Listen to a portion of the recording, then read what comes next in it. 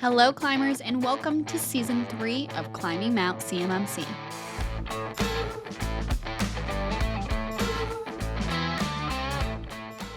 Hello, climbers, and welcome back to another episode of Climbing Mount CMMC, the podcast. My name is Kaleigh Floyd, and this is Guerra, and we are the hosts of Climbing Mount CMMC, and we also are part of an MSP called Axiom that is CMMC Level 2 certified. Today, we are going to be talking about CRMs. Some of you might have heard it as SRM. Some of you might have heard it as a CRM. There's a shared responsibility matrix and a customer responsibility matrix. They are the same thing. We just kind of change the words on us. We like to keep it new, keep it fresh. We didn't. No, not us. Yeah, we have no say in this. Yeah. It's just the CMMC world, the lingo. 32 CFR was like, let's do a CRM instead. How about that? What if we did this instead? So we're going to go with CRM. So what we want to talk about today is three things. What is a CRM? Why is it important? And the key fundamental needs, or should I say ingredients for a CRM. Okay. So let's start off by talking about what it is exactly. Bobby, do you want to give a little bit of an intro of what a customer responsibility matrix is? Yeah, and that's the term that I really prefer to use, just because I think it's really about, it kind of gives you a hint that you're the customer, or they're the customer, and like you're trying to see what that relationship is between you and them. Right. And so you're trying to define that. And it could be a lot of things. It could be like an MSP like us. So when the MSP comes in, what are they going to do for you?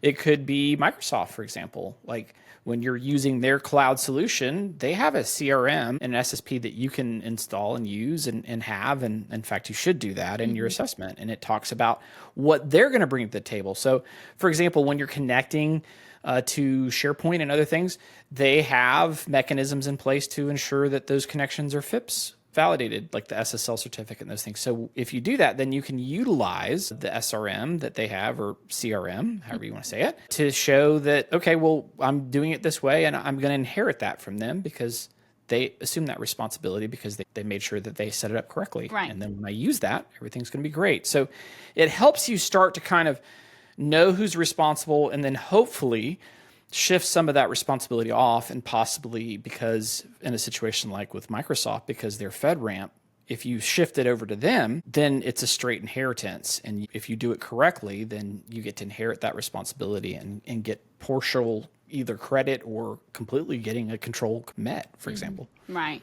Yeah. So what I think is important that you said there too is, one, it does, define what all the parties are doing in a system or in an environment. But two, you could have multiple CRMs involved in your assessment, right? Because depending on who has access to your data and who can pull it or where it's living, you're going to need that information from them. And so it's very critical to know that you might have to see multiple of these from multiple different companies. Most likely you will. Do that. So I think that's a really great point to add. I also want to note too, this completely ties into NIST 800-171, and we're going to specifically say 171A because we do break down our CRM not just through the controls of NIST 800-171, but the assessment objectives in 171A.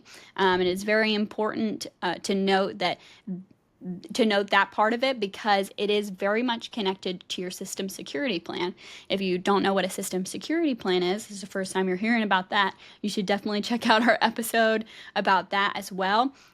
Would you say, Bobby, the system security plan is the foundation that should probably come first, and then the CRM is going to be after that? So probably do that one first and then come to this one. Would you agree? Well, yeah, the SSP is really kind of the center of the spider web as it spins out to go to different policies and procedures you have. The CRM is really about the relationship with the vendor or whoever you're working with. So say you're just an organization that's going to get certified and you pull in an MSP, or you're pulling in some tool or something, you want to ask for their CRM that they have and then try to incorporate that so that you can make sure that when you're referencing that tool or anything through your audit, that you're doing it the right way and the way that the vendor can speak to it authoritatively.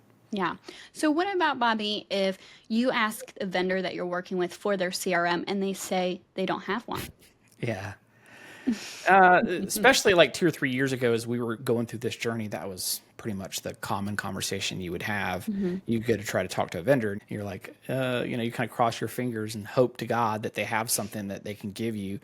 More and more organizations that are stepping into that space. You're starting to see a lot more of that happening. Right. Like for us as an MSP, we have our own CRM that we spent a lot of time and are continuing to refine, that we've written, and we break it down. And I know we're going to talk about more of the basics of what you want to see, so I don't want to spoil that. But we have our own CRM that we hand over to our client. In fact, even in the sales process, we're starting to see, I would say, right, Kaleigh, more savvy organizations that when they're reaching out to us, they're asking us, hey, can we see your CRM? Yeah. And we're like, yeah, sure. We got it ready for you to present. Yeah, yeah, for sure. They don't necessarily have one themselves, but they are at least starting to ask the right questions. So that's really good. But yeah, I totally agree. And we definitely covered, I think, as well why you need it, because it is critical that that those connections are defined. But I do want to emphasize one more thing before we talk about the ingredients of a CRM, which is it does talk very clearly in 32 CFR final rule that although these responsibilities or these controls might be done by somebody else, maybe, an ESP or whatnot, as the organization seeking certification, they still fall fully under you as far as managing and understanding where they're at. You need to understand, even if it's not you doing them, what is happening, how it is happening, who is doing it, and what's going on. You are still fully on the hook for your assessment. And so that is critical to know as an organization seeking a certification for CMMC, that no matter who is doing that part of the control, it is still fully on you. And you need to pay attention to this stuff. This is really, really important. So let's talk about the ingredients of a CRM, right? We kind of talked a bit about this. I kind of mentioned this before at the beginning, but the first part of it is critical to talk about every single control from NIST 800-171 and sure. every assessment objective from NIST 800-171A.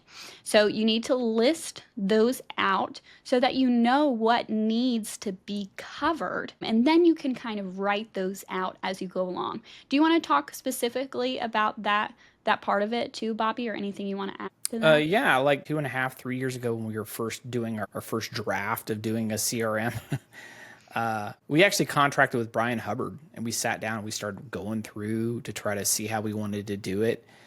And I think we got about maybe a quarter to halfway through, and I was just like, we're going to have to stop doing this. Just because the reason why I stopped is because we just didn't have enough clarity about all the things that as an MSP that we were wanting to do and how we wanted to do it. And we were starting too early with our journey about trying to write our CRM about how we were going to engage with our clients.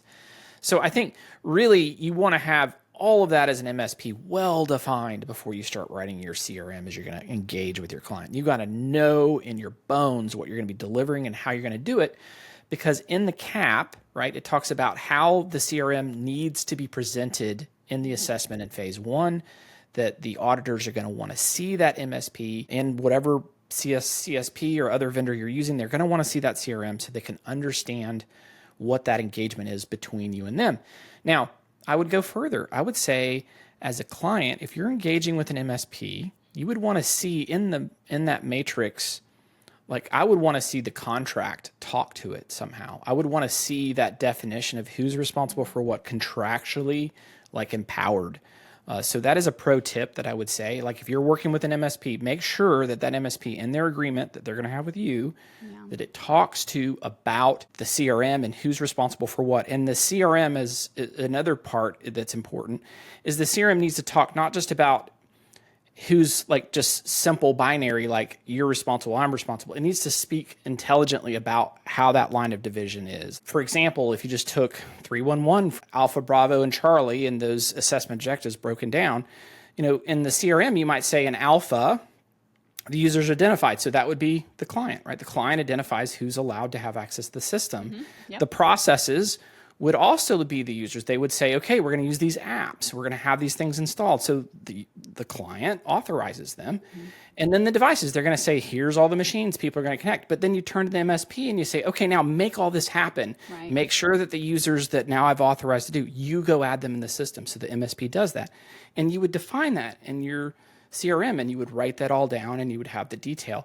And so in your CRM, you would have Alpha, Bravo, Charlie, Echo, and Delta, and those would all be broken out. And in fact, Kaleigh can probably put somewhere in the magic of the screen an example of what that might look like from Optic Cyber Solutions, which is Tom Conkle and Kelly Hood, who are great people, and we've had them on the show before. And we'll give you a link to download a free sample of what they have. And theirs is actually really good, and I like how they broke it down. So if you're needing to start off with something, grab theirs to start with. That's great. Yeah, I love that you said before you even started with this, it's critical to know what you're doing. So it's not like you're writing this kind of figuring out what you're going to do. It's like you know what you're going to do already, which I think goes along with already writing the system security plan and writing all of that out.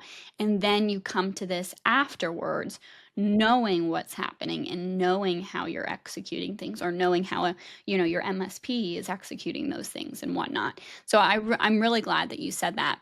Did you feel like when you were writing out the controls and the assessment objectives, going through A, B, C, D, and E, and did you feel like that helped you identify maybe some gaps as well, potentially, that you might have had in your system before?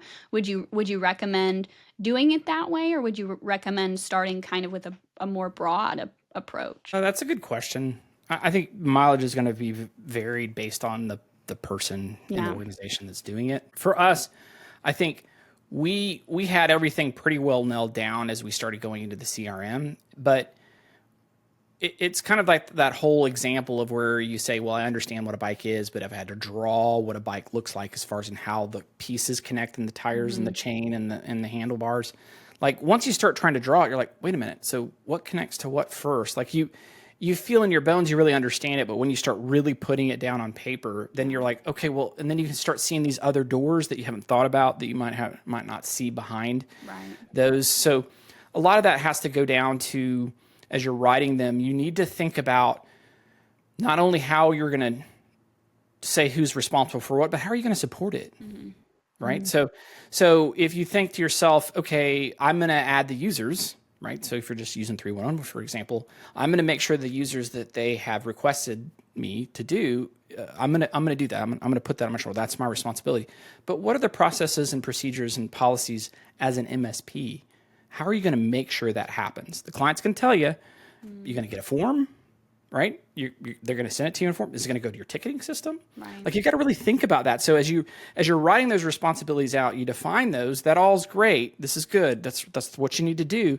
But then you got to be like, okay, but now how does the rubber meet the road? How is all this going to actually happen? And so you've got to write all that out. And then how are you going to maintain it? How are you going to update it? How is all this going to happen?